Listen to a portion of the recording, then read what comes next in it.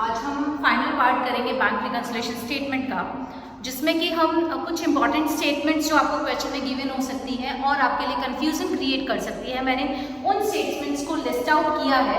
और इन स्टेटमेंट में मैं आपको बैंक रिकंसिलिएशन स्टेटमेंट बना के नहीं दिखाऊंगी, मैं सिर्फ बताऊंगी कि क्या रीजंस हैं और किस तरह से इनका रिकंसिलिएशन करना है। Is it clear?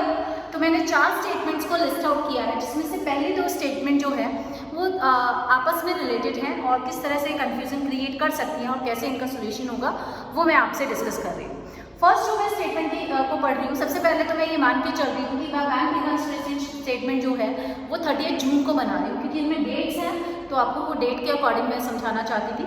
इसलिए कि लेट्स अज्यूम कि I am preparing bank reconciliation statement as at 30 June 2020। Okay, first जो स्टेटमेंट है वो है out of total cheques amounting to ₹8,000, यानी कि आपने चेक इशू किए हैं, इशू 8,000 रुपये के, 8,000 रुपीज़ के आप ऑलरेडी चेक इशू कर चुके हैं। अमाउंट चेक्स अमाउंटिंग टू ₹5,800, मतलब आप 30 जून तक कितने चेक्स इशू कर चुके हैं? आप 8,000 रुपीज़ के चेक इशू कर चुके हैं। लेकिन 30 जून 2020 तक हमारे जो चेक जो प्रेजेंट हुए हैं वो 5,800 हुए हैं, है ना? तो हमें रिकंसिलिएशन एरर्स का करना है, डिफरेंसेस का करना है। जो हो चुका है, जो दोनों बुक में एंट्री हो चुकी है, उसका रिकंसिलिएशन नहीं होगा, है ना? तो 5,800 जो रुपीज़ हैं उनके चेक आपके कैश बुक में भी इशू हो चुके हैं और पासबुक में भी इशू हो चुके हैं, यानी कि जो रिकंसिलिएशन होगा वो किसका होगा? वो 8,000 में से 5,800 रुपीज़ हम लेस करेंगे and the value is 2,200 rupees, इसका रिकंसिलिएशन। क्लियर है?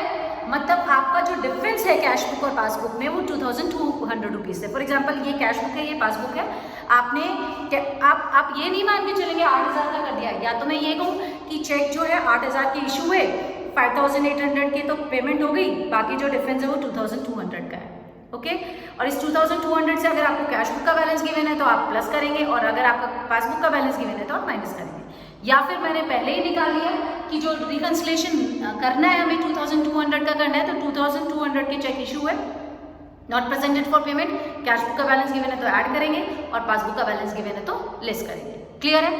यानी कि आपको रिकंसिलिएशन, मतलब मैं जो चीज़ समझाना चाह रही हूँ आपको, मैं जो इंपॉर्टेंट पॉइंट समझाना चाह रही हूँ वो ये है कि आप रिकंसिलिएशन उन वैल्यू का करेंगे, उस वैल्यू का करेंगे जो कि दोनों बुक्स में नहीं हुई, जो सिर्फ एक सिंगल बुक में एंटर हुई है। जो दोनों बुक में एंटर हो चुकी है उसका रिकंसिलिएशन नहीं होगा।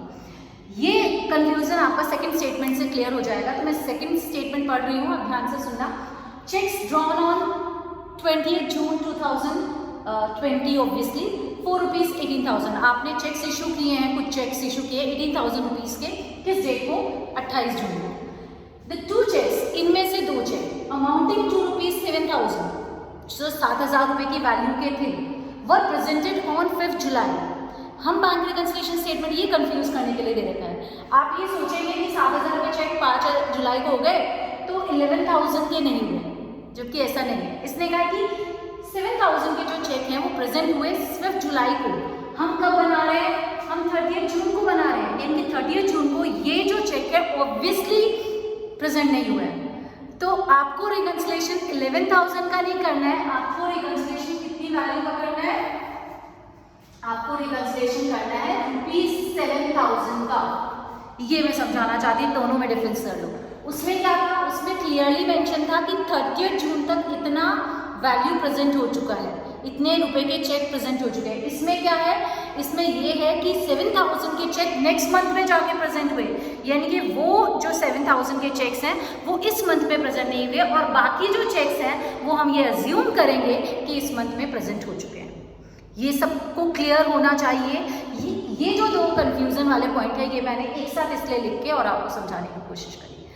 लास्ट क्लास में हमने एरर्स का कोई एग्जाम्पल नहीं लिया था बैंक रिकंसिलिएशन स्टेटमेंट बनाते हुए, तो मैंने दोनों एरर्स का एग्जाम्पल लिया है। 1 error committed by firm, 1 error committed by bank.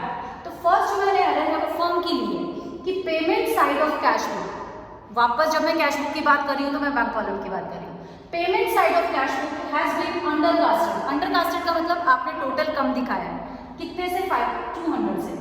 पहले मैं कैश बुक का स्टेटस जानना चाहूंगी। अगर कैश बुक की पेमेंट 200 रुपए से कम है ना, तो आपका जो बैलेंस है कैश बुक का वो 200 रुपए से ज्यादा होगा। ये चीज आपको समझनी जरूरी है ना। कैसे कि अगर आपने पेमेंट को 200 रुपए से कम दिखाया है तो आपका बैलेंस 200 रुपए से ज्यादा आया होगा, क्योंकि आपने 200 रुपए की पेमेंट शो नहीं की, जिससे आपका कैश बुक का 200 रुपए का बैलेंस बढ़ गया। तो यानी कि आपका जो स्टेटस है वो क्या है, कैश बुक का बैलेंस 200 रुपए से ज्यादा है। ओके, आप अंडरकास्ट से कंफ्यूज मत होना कि कम करना है। अंडरकास्ट मतलब कम हो रखी है पेमेंट साइड। पेमेंट साइड कम होने का मतलब है आपने 200 रुपए की पेमेंट नहीं दिखाई, 200 रुपए की पेमेंट नहीं दिखाई, इसका मतलब आपकी 200 रुपए का बैलेंस ज्यादा है ना। क्लियर है? आपके कैश बुक में एग्जैक्टली नहीं, आपकी कैश बुक में, क्योंकि आपने पेमेंट 200 रुपए की नहीं दिखाई है, इसलिए आपका कैश बुक का बैलेंस 200 रुपए से ज्यादा है। तो स्टेटस क्या है, कैश बुक का बैलेंस 200 रुपए से ज्यादा है ना, और पासबुक का बैलेंस कम है। तो अगर आपको रिकंसिलेशन करना है, अगर आपकी कैश बुक का बैलेंस गिवन है तो आप कम करेंगे, और अगर आपका पासबुक का बैलेंस गिवन है तो आप उसको बढ़ाएंगे 200 रुपए से। ये क्लियर है?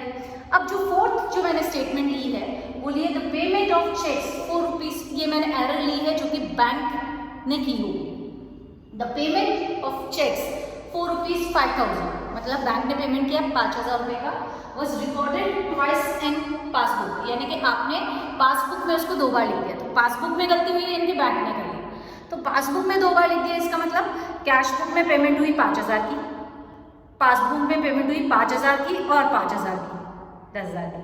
तो इनके जो डिफरेंस है वो 5000 का है, एक बार का है, 2 बार का नहीं है। 10,000 का डिफरेंस नहीं है, 5000 का डिफरेंस है, क्योंकि एक बार तो सही रिकॉर्ड हुआ है। तो ये जो 5000 का डिफरेंस है, अगर आपको कैश बुक का बैलेंस गिवन है तो आप माइनस करेंगे, और अगर आपको पासबुक का बैलेंस गिवन है तो आप ऐड करेंगे। क्लियर है? तो ये 4 इंपॉर्टेंट स्टेटमेंट है, और जिसमें सबसे ज्यादा जो कंफ्यूजन वाला वो ये वाला है कि अगर आपको नेक्स्ट मंथ की पेमेंट दे रखी है, नेक्स्ट मंथ की डिपॉजिट दे रखी है, तो आप उसको इस मंथ में नॉट डिपॉजिटेड या नॉट प्रेजेंटेड मानेंगे, और बाकी जो वैल्यू है, जैसे इसने बोला था 18,000 रुपए के चेक इशू हुए हैं, जिसमें से 7,000 के नेक्स्ट मंथ में जाके क्लियर हुए। तो 7,000 के नेक्स्ट मंथ में जाके क्लियर हुए, तो इसका मतलब हम ये अज्यूम करेंगे 11,000 के चेक डिपॉजिट जो प्रेजेंटेड फॉर पेमेंट हो चुके हैं। आप ये नहीं मानेंगे कि 11,000 के नहीं हुए, आप ये मानेंगे 11,000 के तो 30 जून तक हो गए, और बाकी जो 7,000 के जो नेक्स्ट मंथ में है वो 30 जून को ऑब्वियसली नहीं हुए, कि अगर आपने 5 जुलाई को किया है तो ऑब्वियसली आपने 30 जून को नहीं किया है। तो आप जो रिकंसिलेशन करेंगे वो 7,000 से करेंगे। ठीक है? दूसरा जो इंपॉर्टेंट चीज थी वो अंडरकास्टिंग थी। अंडरकास्टिंग में हम क्या कर रहे हैं कि अगर पेमेंट साइड 200 रुपए से कम है तो आपका कैश बुक का बैलेंस 200 रुपए से ज्यादा है, और 200 रुपए से अगर कैश बुक का बैलेंस ज्यादा है और पासबुक का बैलेंस कम है तो आपको रिकंसिलेशन कैसे करना है, you know very well. Cash book का बैलेंस गिवन है तो माइनस करेंगे, और पासबुक का बैलेंस गिवन है तो आप प्लस करेंगे। एंड नेक्स्ट जो बैंक ने एरर करी थी, पासबुक में 2 बार पेमेंट रिकॉर्ड कर दी, तो आपको 10,000 से रिकंसिलेशन नहीं करना है, आपको 5,000 से रिकंसिलेशन करना है। क्यों? क्योंकि आपने एक कैश बुक में 5,000 की पेमेंट हुई है, 5,000 का पेमेंट कैश बुक में, पासबुक में 2 बार 5,000 हुआ, तो एक बार में तो रिकंसिलेशन रिक्वायर्ड नहीं है, दूसरी बार में रिकंसिलेशन रिक्वायर्ड है। ठीक है? तो 5,000 से आप रिकंसिलेशन करेंगे। तो this is all about bank reconciliation chapter. हम फिर नेक्स्ट क्लास में मिलते हैं। Thank you.